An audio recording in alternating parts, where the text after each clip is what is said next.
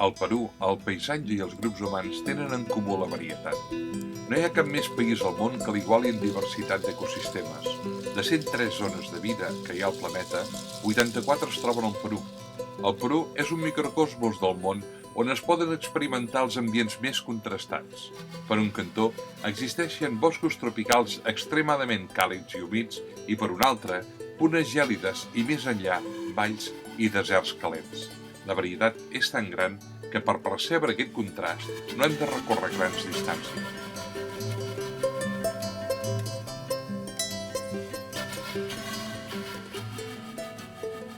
La ciutat dedicada al déu Pachacamac, construïda un mil·lenni abans que els inques la conquerissin, fou una de les més importants del seu temps. El seu prestigi era tan gran que el conqueridor inca Pachacutec es va veure obligat a respectar els seus cultes.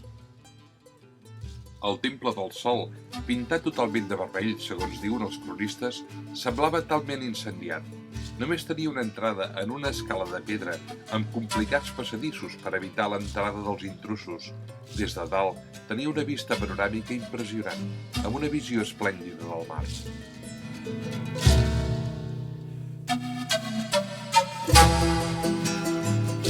Les construccions estaven fetes amb fang, però els inques les van revestir amb una base de pedra.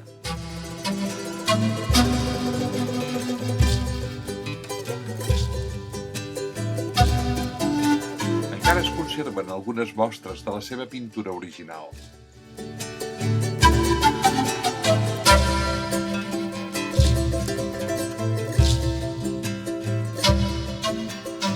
El Temple de la Lluna, o Mamacuna, acollia les dones per dedicar la seva vida al déu Sol.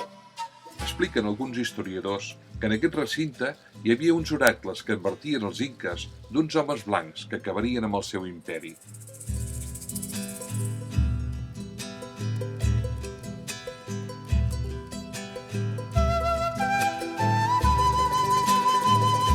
En aquesta escultura hi és representada la dualitat inca, masculí i femení, passat i present, la prosperitat i la misèria.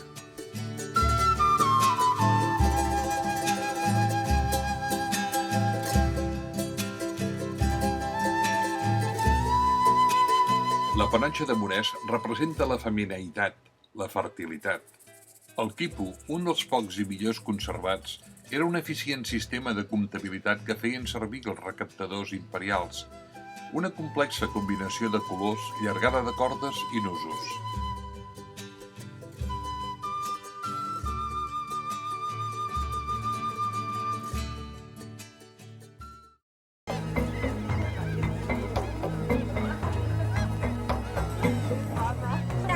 Parecida a las líneas de Nazca, la barca se detiene, se ferma frente a la figura.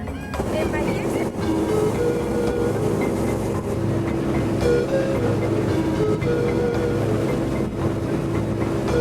El canelobre té 128 metres de llarg i 74 d'amplada. És una enigmàtica figura i del seu origen i significat pràcticament no se'n sap res. Les illes Ballestes, d'una bellesa inigualable, s'hi troben pingüins, aus guaneres i gran quantitat de lleons marins.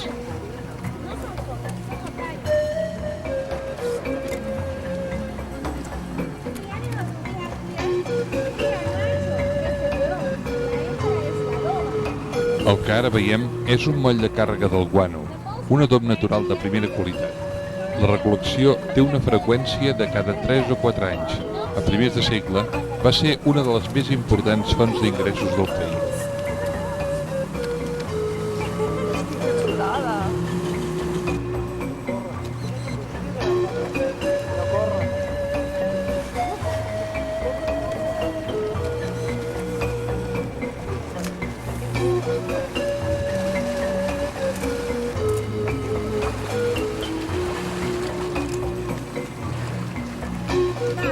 Cada lobo, cada otaria se come, se manda 10 kilos de pescado diario, 10 kilos de peso per un giorno.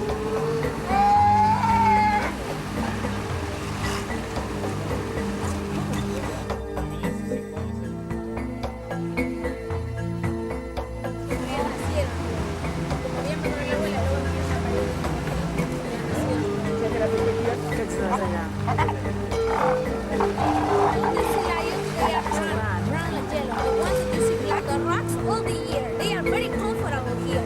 But when the female has to give birth, she goes to the maternity. El plano de las islas. Es difícil tomar el bebé en la ropa.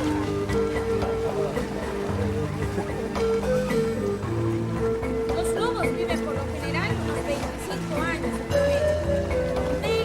The females gestation lasts 11 months, but they can only give birth one baby per time. It's one baby.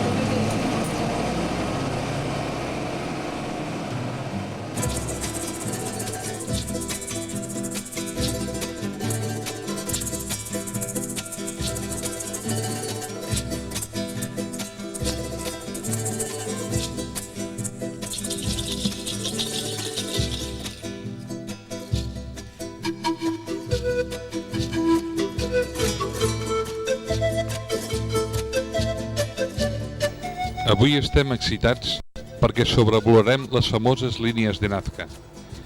Tenim a punt la petita aeronau que ens permetrà veure els glifos que des de terra són impossibles de descobrir. Els solcs tenen una fondària d'uns 30 centímetres.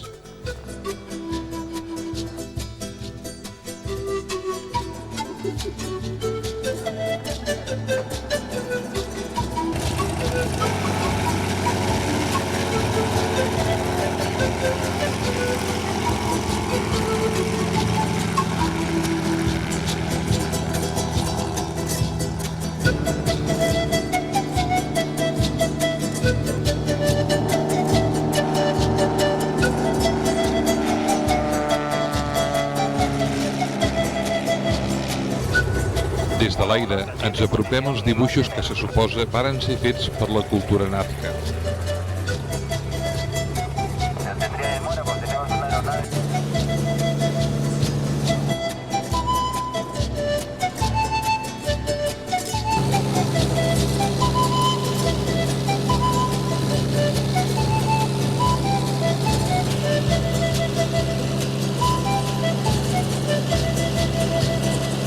Tenim moltes dificultats des de l'aire per poder filmar amb la suficient qualitat aquests dibuixos de grans proporcions, alguns d'ells de més de 130 metres de llargada.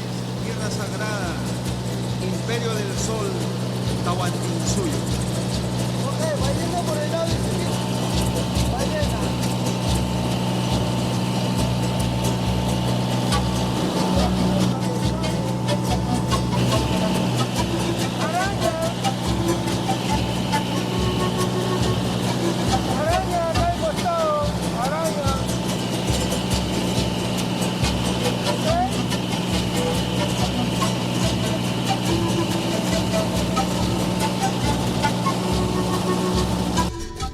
Aquesta figura, que només n'he pogut captar una part i que reproduïm a càmera lenta, es tracta del còndor i té una llargada de 135 metres.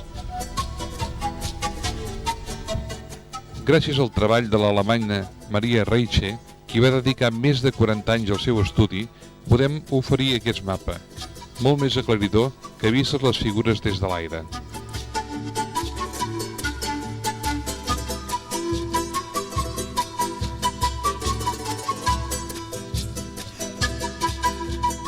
L'estudiosa divideix en 3 parts les figures, 2 geomètriques, lineals i circulars, i una d'humanes.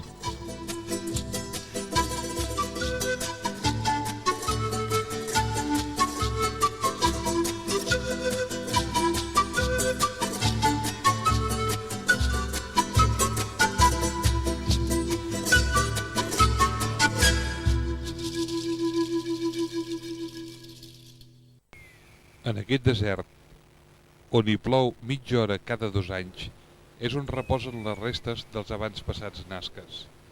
Estem al cementiri de Chauchilla. Els huaqueros són els responsables dels desenterraments, buscant objectes de valor per poder vendre al mercat negre.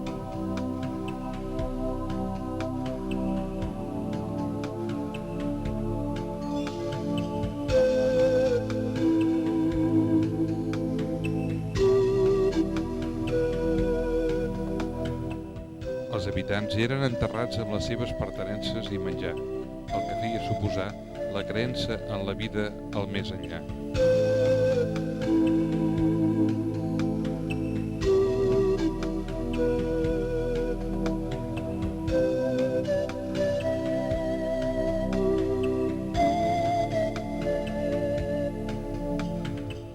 Els hostes despertats del seu son mostren la seva dignitat, asseguts desafiants, lluint les seves llargues cabelleres.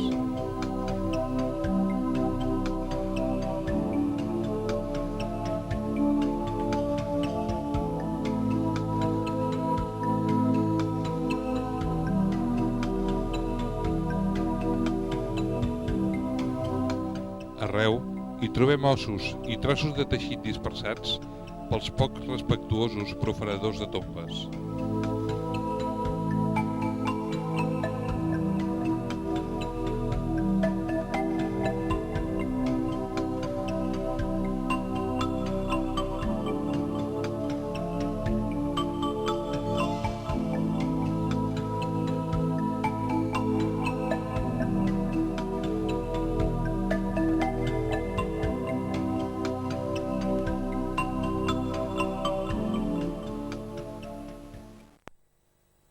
La ceràmica Nazca aconseguia arribar a un alt grau de perfecció en les formes i colors. Aquest artesà ens explica tot el procés tractant d'utilitzar la mateixa tècnica que els seus abats passats.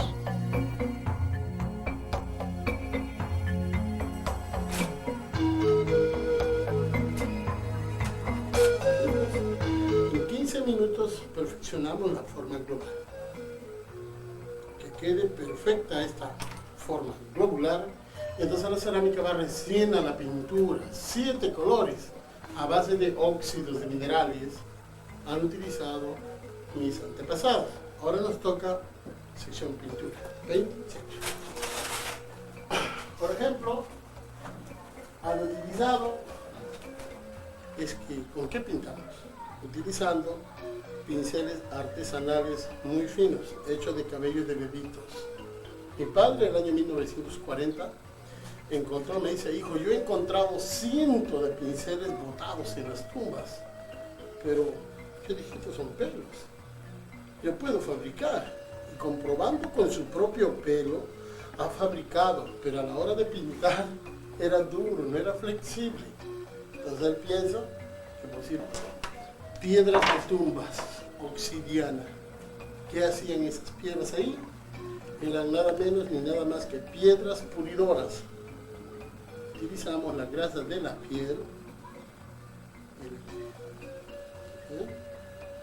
Poco a poco le vamos sacando brillo a la cerámica.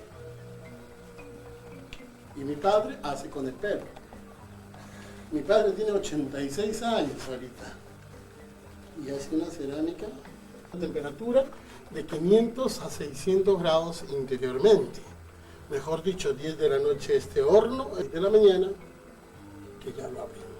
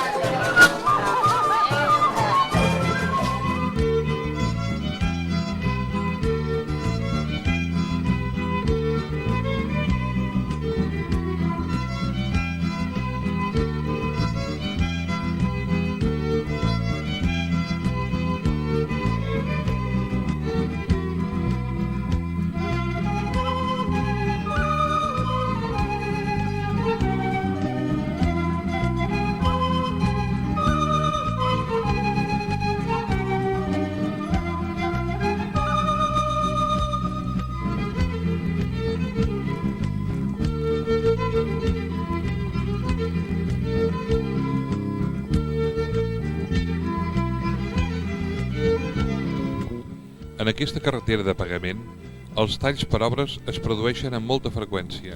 Hi ha qui s'ho pren amb molta filosofia. Nosaltres aprofitem el moment per repostar energies pel llarg viatge que ens espera fins a arribar a Arequipa.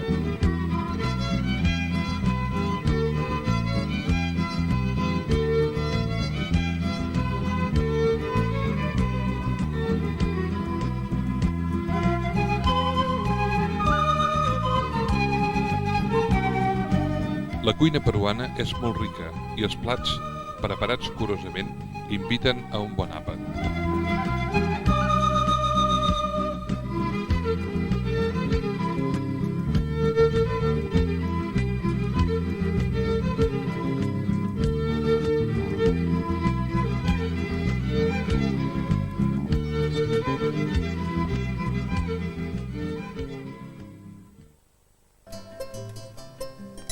Arequipa, la ciutat blanca, deu aquesta denominació a que les construccions estan fetes en pedra blanca provinent de l'escuma volcànica solidificada del volcà Pisti.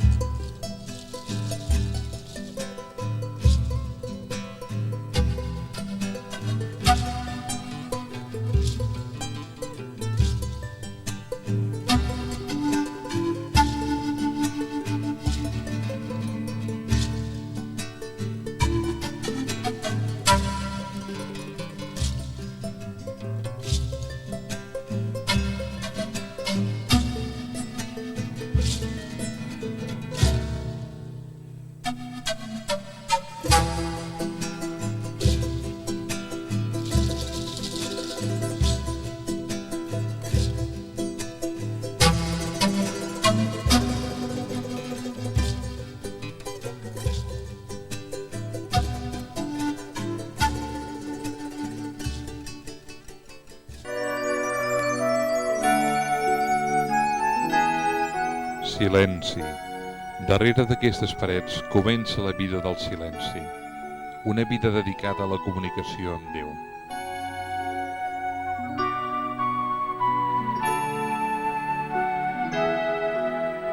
Quan les monges passejaven pel claustre, podien contemplar aquests frescos que representen la vida dels sants.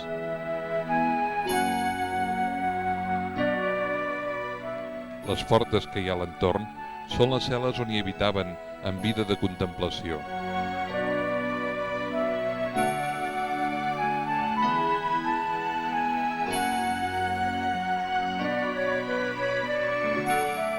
Els fraoms il·lustres de la ciutat entregaven la segona de les seves filles a Déu i a una tendra edat les ingressaven en aquest convent de clausura, d'on probablement no hi sortirien mai. Aquí construïen la seva cel·la, amb la cuina, més o menys luxosa, depenent de la capacitat econòmica de la seva família.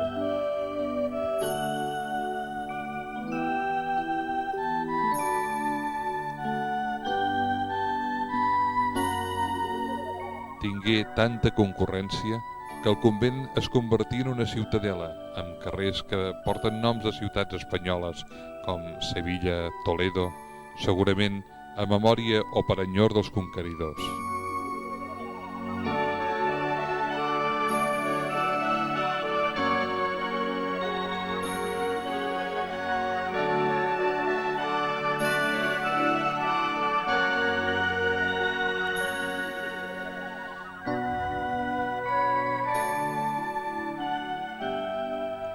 Aquestes tiges partides eren els rentadors del convent.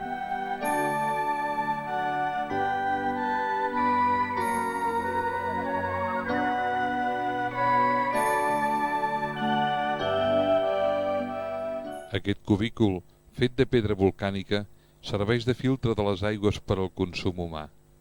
La modernitat també arribà al convent, amb aquesta rentadora últim model a la seva època.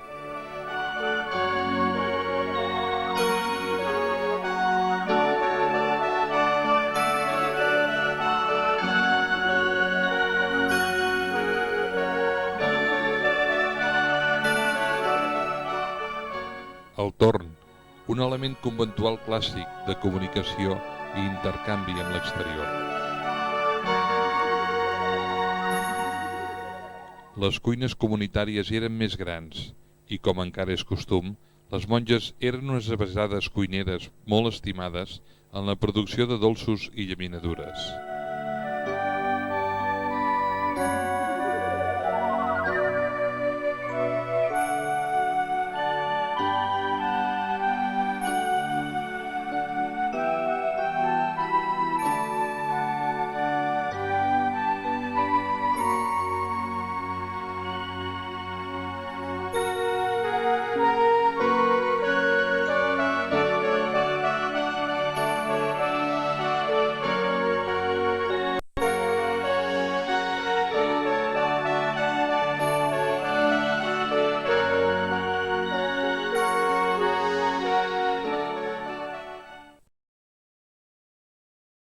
De matinada hem sortit per anar a la vall del Colca.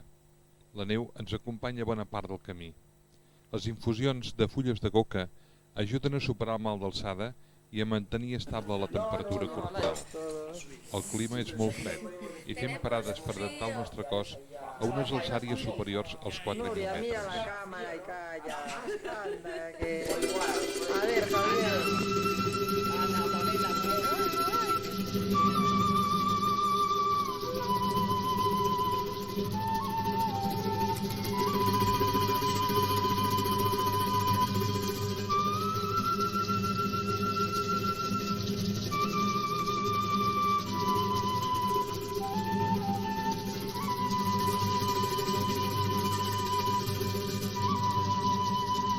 Estem arribant a la vall esperant que el nostre esforç hagi valgut la pena i que puguem admirar el motiu de la nostra visita, el rei de les alçàries, l'imponent, l'orgullós, desafiant, sa majestat, el còndor.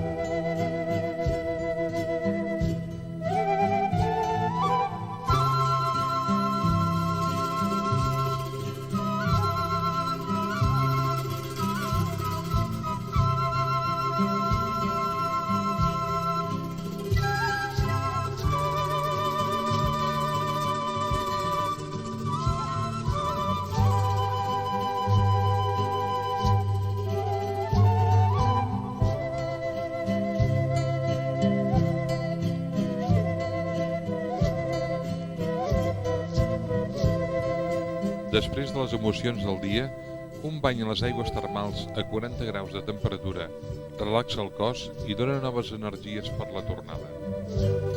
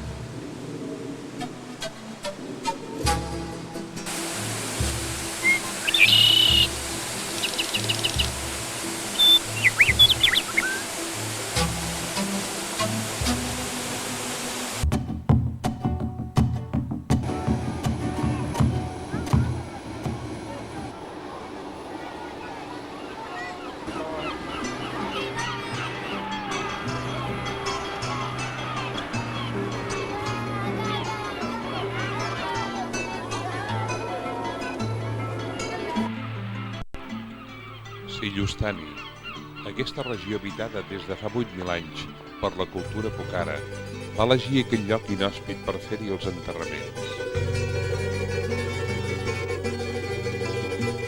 El Runi i Yuyu, que vol dir penis roig, desprèn una energia que és perceptible en apropar-hi les mans.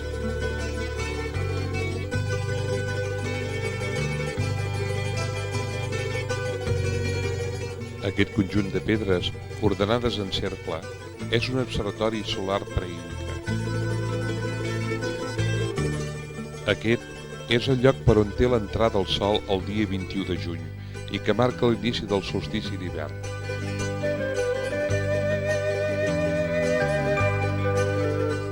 El Yurak Aya Pasi és aquesta tomba blanca. Deu el seu color a la caolitita portada d'una mina propera.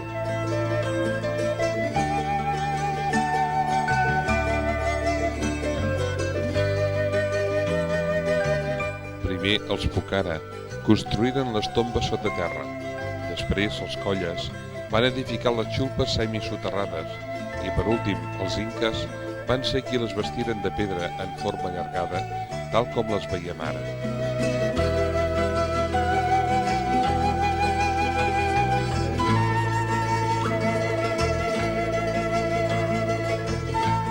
Les tombes estaven destinades a la gent important, nobles, prínceps, enterrats amb aliments familiars i servei perquè els servissin a l'altra vida.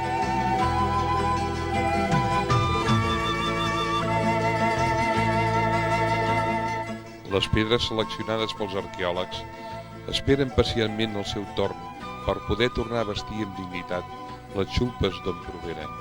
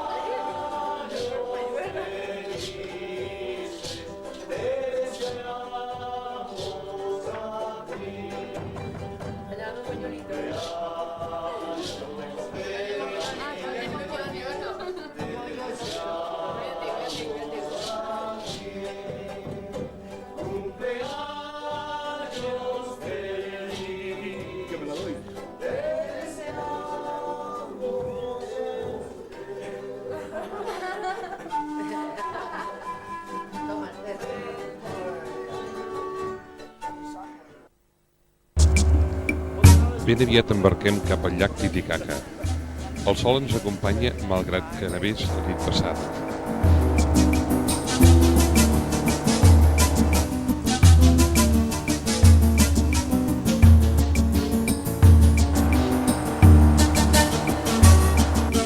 Arribem a les illes de Totora, fetes amb joncs nascuts al fons del llac. Aquestes illes, de petites dimensions, donen cabuda a unes poques famílies. Els nostres peus s'ensorren, donant la sensació de caminar damunt d'un matalàs.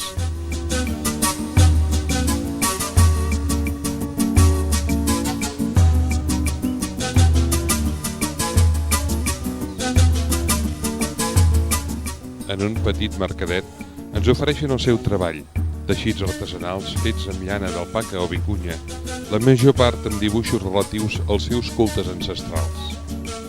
Una passejada en un cavallet de Totora ens permet conversar amb el barquer sobre les seves condicions de vida.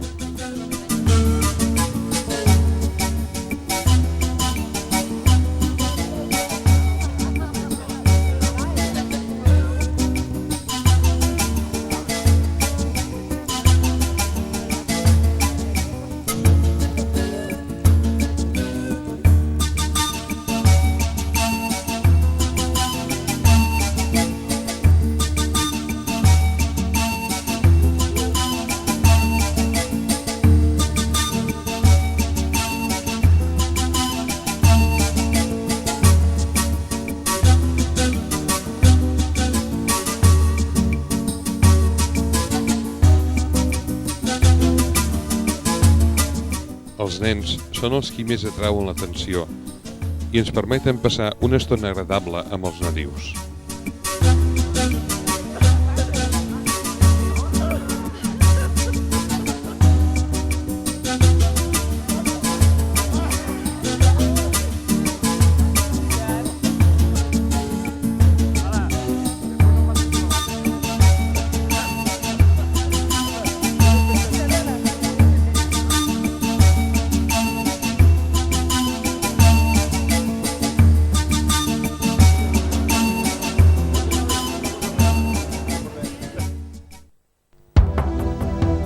Les figures de pedra damunt l'arc simbolitzen els habitants de l'illa que donen la benvinguda als viatgers.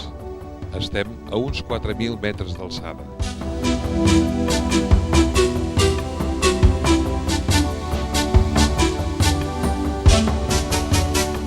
Hem arribat a la plaça principal i única des d'on es mou la vida del poble.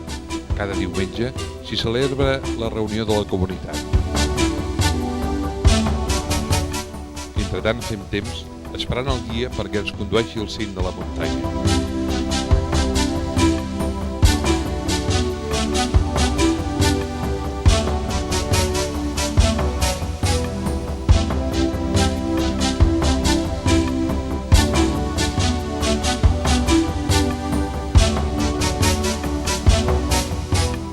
Al igual que els hindús, utilitzen com a combustible les bonyigues de vaca. El temps que estem aquí el compartim amb aquesta amable família i així podem conèixer alguna cosa més de les seves interessants costums.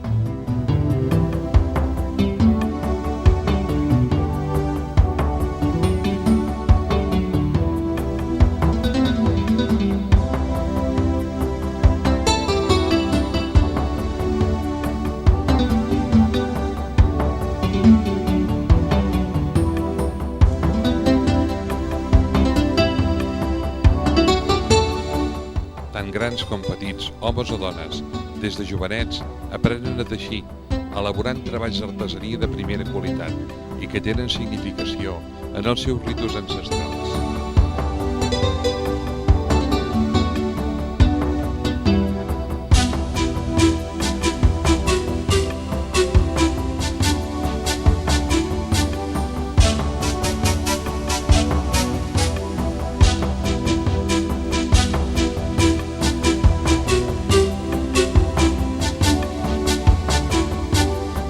El coneixement que es té de la història d'aquest lloc és molt precari.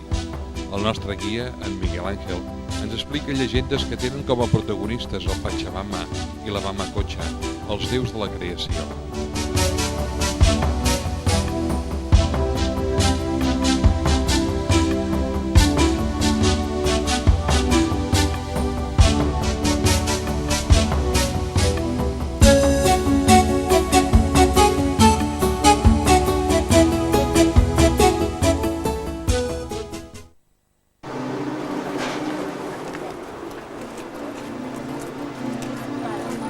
Sí, igual, sí.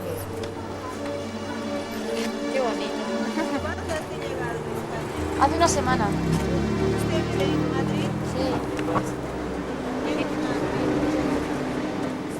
Ah, qué bien. Sí, en Madrid. Mucho coche, ya verás.